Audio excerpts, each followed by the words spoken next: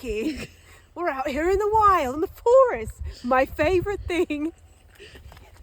Living multidimensionally, I am constantly interacting with all these facets, energetics, beings, and I wanted to come over here honestly just for fun, not to record.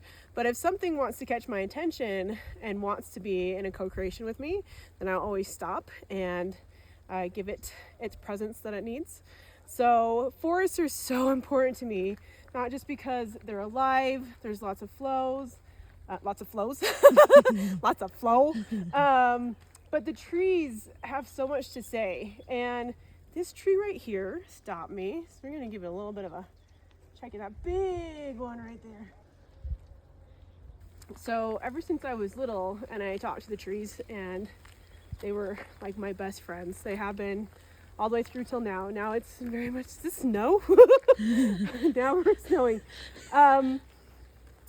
Anytime I look at a forest, there's usually a point where one tree pulls in more energy.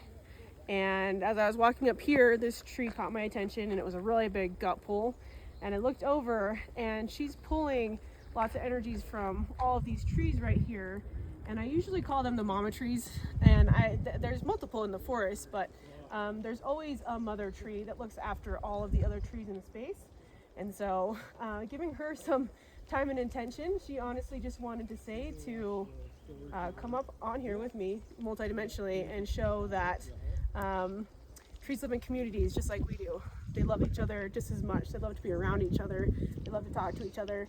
And she's showing very significantly right now how many of these other trees that she's watching out for, and how much in communication and community that they are just by being present. All right, so I wanted to go over this mother tree aspect again because I got a little sideswiped by some people walking down. And again, this whole series is about catching me and whoever I'm with in any of the aspects, totally an authentic, vulnerable moment. So coming back into this space again, I have to laugh for a second. Regulate.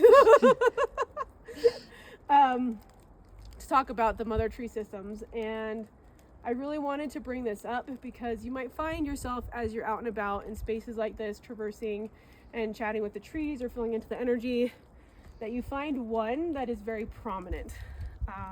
That feels really robust, and you're really drawn to that. That's usually the mother tree. That girl, lovely lady, she's gorgeous. Isn't she sexy right there? That one. I'm just gonna go closer to her and get a feel for her. All right. Okay, so she's really healthy, really strong. And if we just look at all the trees she's working with around here, get a good feel for that.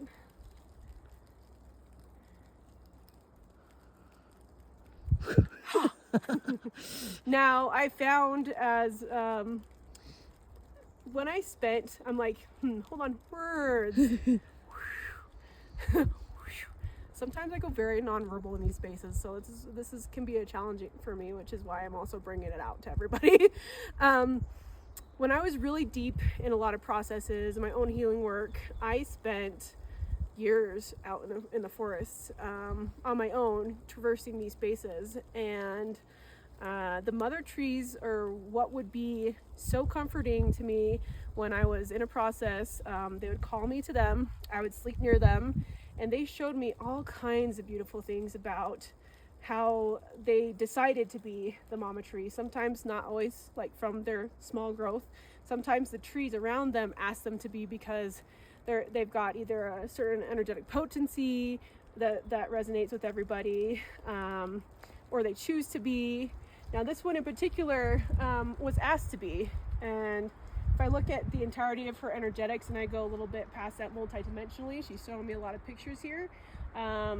She has been a tree for a really long time, and even prior to this particular moment, she's showing me she's been a tree for a very long time. So she has a lot of knowledge base, and these guys around asked if she would be the mother tree, which means they give her quite a bit of energy, and she also gives back to all of these little trees that are growing around here and helps everybody be in community with each other. That's not to say there isn't masculine. Right there next to her is a masculine tree. Okay. For me, how I know the difference is, for one, they tell me, and two, the masculine holds a very stable presence, very, very stable. So if there's any of these other trees that are moving through, either they could be a little bit sick, like there's a guy over there that's feeling a little bit off. He's got a lot of holes on the side of him. Or if they're just growing, it's just a really lovely space holder. And for this lady right here, he holds all the space for her to be able to communicate, not just energetically, but cellularly through the roots to all these other trees around here. So lots of respect. I love you. This one, it's so sad. All right, I wanted to come over here and have a nice little chat about these beautiful trees right here and what happens when we carve in them, pull stuff off. Honestly, I have to stop for a second because I'm getting really nauseous. So this gets really painful for me because these stay permanent for forever, these carvings. And what it does to them is their energy tends to then pull in a different direction because the full flow of it has been disrupted. And over time, it can create obviously the tree to get ill, or it doesn't fully flourish the way that it needs to. These guys are doing okay. This middle one, from my perspective and how I'm viewing it, is pulling a lot of energy for these other two, and I'll show you an image of that. This one is doing okay. That one is real sad. And how I know it's sad is because the numbers that I'm looking at, they're not in flow with each other. In fact, when I'm seeing the perspective field and all the images that it's showing me, it's having a really hard time because it's been hit so many times. It's been hit all over, up and around here. And of course, this is my perspective, but for me, that's obviously very disrespectful to our environment, our planet, how we want this thing to flourish, especially when you're writing really not so great words on it. So what I'm gonna do here is I'm gonna ask it for what it needs, see if there's anything that I can do to help support. All right, so I'm going to it's going to show me exactly where there's a point right here.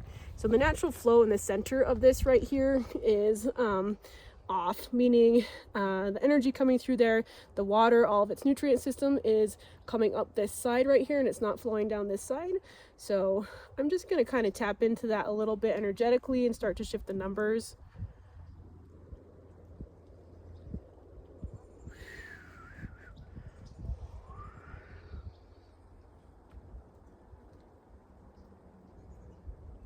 Go, and if there's anything else that it would like from that. So how I'm viewing this in my perspective is, when I see the numbers, I'm looking at what would be the most compassionate thing that I can do in the space to help support the resonant shift. This one was a very quiet, calm, respectful type of a blessing. Sometimes it needs music, sometimes I'll have my drums, sometimes it's nothing, and Mother Earth is asking, and the tree is asking to just let it be as a part of its natural cycle. Are you playing? Yeah. Okay, I'm like, help. All right, now that we're down from these mountains that are up here, just want to give a shot at that. I will do some imaging. We're heading down into the city, and I wanted to give a difference between what it looked like up in the mountains energetically and what it looked like down here. Of course, it's pretty nasty down there, but it always kind of is to me. So the way that I view that is there's lots of flow up there. I can actually take a breath.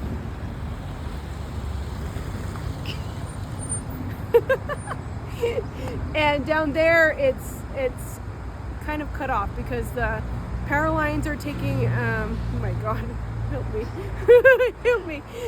The power lines are taking off energy. Okay.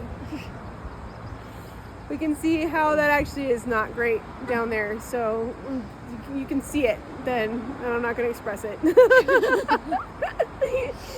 Look at the picture. Look at the pictures. All right, made it back down from the nasty, loud, whatever that was up there. What was that with? Traffic. It was the side by side of what it was in the mountains versus down in the city and all of that nastiness and what that looks like, I wanted to just come back in and kind of finish this. I had a question from one of you guys asking about seeing outside and seeing the trees getting demolished, and what do we do with that, and how do we work with Gaia at that point. And I can say, for at least from my perspective, the first thing that I do, of course, I'm sad about it. That is a thing. I don't like our earth being destroyed, but also I'm going to ask what I can do about that. So I'm going to sit with it with myself and go outside. If I'm seeing trees getting chopped down, which I have done, I've seen this plenty of times, and I've been out and I've been talking to the trees and see what they want to do in the space. Sometimes there is something that I can energetically do, whether that's singing to it or, some of the things you've seen me do early on. Sometimes the earth is really clear on the fact that, hey, this is a part of my natural cycle right now, and where I'm at, where humans are at, I don't need you to do anything about it. And what can you do to maybe empower yourself? I've seen her say that to me a billion times, heard of that a billion times. What can you do to empower yourself in the space? And I've had to continuously watch it, because what I could do is I could go and protest. Sure, I can protest for our trees. I've done it, and it keeps me in the protest vibe for a really long time. I did not shift out of that. I have plenty of times decided, hey, these trees are gone. I'm gonna go and join a community that works with planting trees. I've done that. That way, those are gone, and loud noise, and and we can plant some new ones. But honestly, what I would say with that is, everything's going to be based off perspective here. And what is going to be your greatest perspective in the space? How do you feel about it? What gives you more life versus takes it away? Excuse me, my words are going down. And also knowing too that trust the earth. We can trust the earth a little bit, that she knows what she's got going on. She knows what her cycles are like, and she's also trusting us to know what our cycles are like and who we are in the space, and then how can we get together and co-create together. So that's my perspective on that.